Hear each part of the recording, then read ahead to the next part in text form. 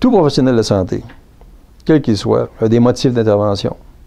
Puis heureusement, les autres, ils savent pourquoi, dans le sens que bien souvent, il y a des démonstrations épidémiologiques qui démontrent que tel type de comportement crée telle chose, comme par exemple que de fumer, ça crée un cancer potentiellement, ou des maladies cardiovasculaires, un autre que la sédentarité va être porteur de problèmes cardiovasculaires plus tard, ou une mauvaise alimentation, telle chose au niveau du déséquilibre énergétique, puis éventuellement l'obésité. Donc, tous les professionnels de la santé ont des raisons d'intervenir.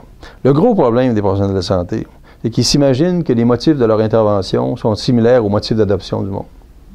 Puis là-dessus, il y a un gros problème. Parce que la majorité des gens n'adoptent pas des comportements de santé ou ils ne choisissent pas l'alimentation en fonction de la santé, bien souvent, mais en fonction du plaisir qu'ils en tirent.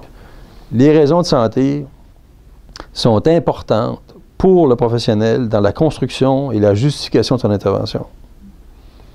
Mais s'il utilise les motifs de l'intervention de santé comme étant les raisons du public, il va faire des erreurs. Comme par exemple, il va dire aux gens qui fument, bien, cessez de fumer parce que c'est mauvais pour votre santé.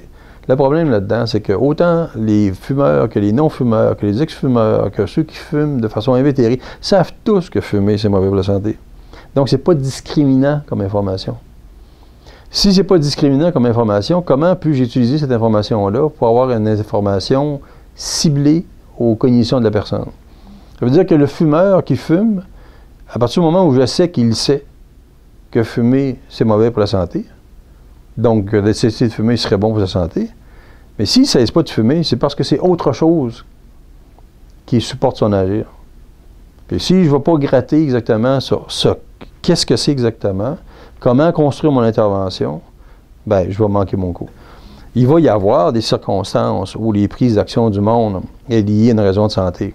Alors, si je suis malade, que je vois mon médecin, puis qu'à un moment donné, j'ai eu un déséquilibre physiologique quelconque, puis j'ai une maladie quelconque, puis que là, j'ai pas le choix. Dans mon traitement, il faut que je fasse telle chose, telle chose, telle chose.